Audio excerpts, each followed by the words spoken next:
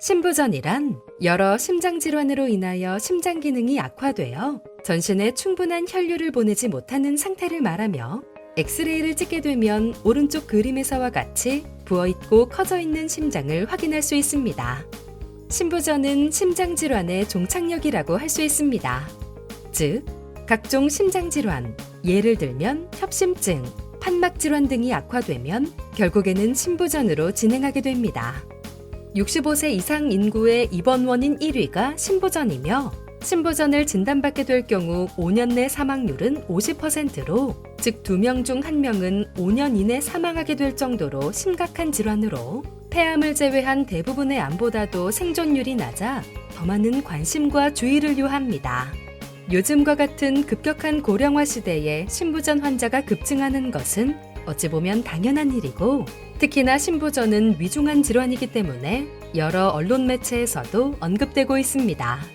특히 심장질환 환자, 그 중에서도 심부전 환자는 코로나19에 걸리게 될 경우 사망률이 높기 때문에 더더욱 주의가 필요합니다. 심부전 환자는 감염에 취약합니다. 심장도 좋지 않은데 호흡 기능마저 악화되면 악순환에 빠지기가 쉽습니다. 특히 심부전 환자가 코로나19에 걸리게 되면 급성 심부전 악화가 발생할 수 있어서 이뇨제나 강심제 등의 추가적인 치료가 필요하게 됩니다. 지난 4월 대구 계명대 병원에서는 코로나19 환자에서 발생된 급성 신근염 사례를 발표하였습니다.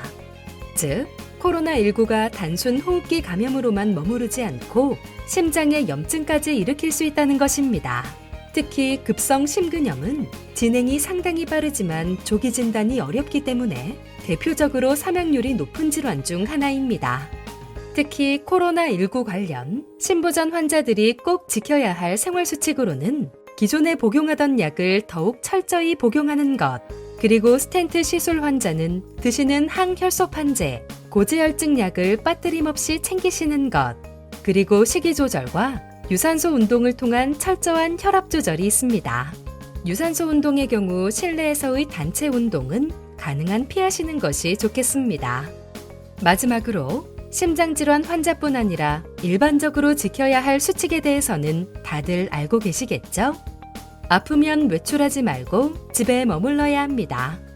하지만 심부전 악화 의심 증상이 있을 때는 빨리 의료진 방문이 필요합니다.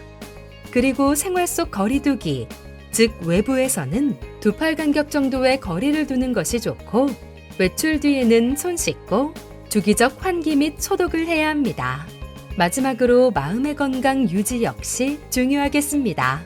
그리고 심부전 환자를 포함한 65세 이상 고령 인구, 만성 질환자는 많은 사람이 모이는 장소를 피하고 불가피하게 의료기관에 방문하거나 외출하실 때에는 마스크를 꼭 착용하여 건강을 유지하시기 바랍니다.